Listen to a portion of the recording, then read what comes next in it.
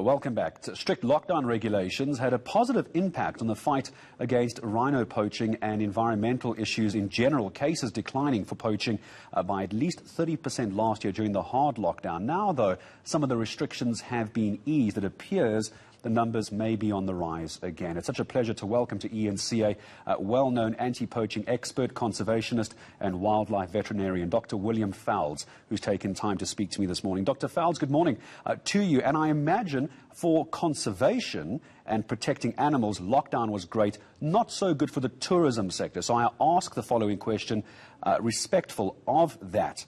How good was lockdown for conservation efforts? Morning, Gareth.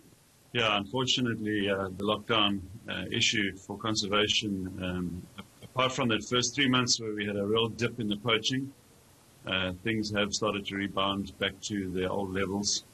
And with that has come a severe hamstringing of our financial systems, just because conservation is heavily underpinned by tourism and the leisure industry that comes from that. So we really are in a situation of a perfect storm here where people are desperate for money, and the conservation system just simply doesn't have that backing to maintain those security systems that we had in place before COVID.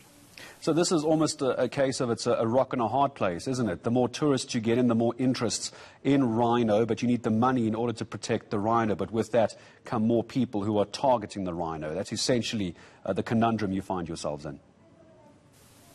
Yeah, absolutely. Don't forget, too, that as tourists are out there enjoying our wonderful environment and the wildlife that we have to offer, it also puts more eyes on the ground. So that has also been a factor, but yeah, a lot of people have really had to dig deep to maintain their efforts out there in the wild during this time. We're also struggling with the fundraising aspect, which certainly in 2020 there was a lot of sympathy for conservation efforts, and now it really does feel like the sort of apathy and rhino fatigue is set in very badly in 2021. So yeah, we are struggling with fundraising too.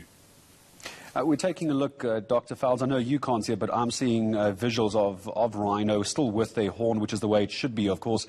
Can we talk about the animals themselves for a moment? You've been involved in a number of initiatives and ways of trying to protect the rhino. It could involve, obviously, cutting the rhino horn off. What's the latest in the way of stopping poaching by taking away the horn, essentially taking away the reason these beautiful animals are being poached? Where are we on that? Because I was reading an article a while ago that there's something to do with nuclear science now getting involved. What's that about? Yeah, we essentially are desperate now to find anything that can solve this crisis. Dehorning is a tool, but it's not a final solution. It's pushing those poachers away to animals that do have horns. I don't think we have the capacity to dehorn every single animal in this country, every 12 to 18 months. So we are looking for out-of-the-box, sort of left-field solutions. One of them is to degrade the horn using radioisotopes. So that science has begun now through a project called Isotope and Wits University.